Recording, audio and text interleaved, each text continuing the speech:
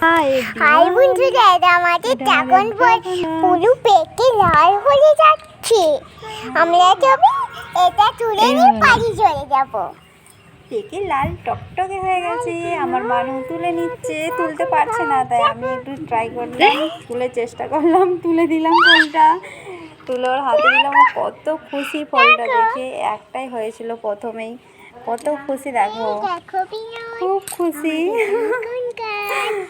Dragon গাছের ফল, এটা dragon ফল, এটা ড্রাগন ফল। দেখো দেখো, খেয়ে দেখতে হবে। আমার কাছে এই প্রথম আছে, আমার কাছে একটু দাও। দেখা ওইদিকে। এই দেখো, এটা হচ্ছে ড্রাগন গাছের ড্রাগন ফল।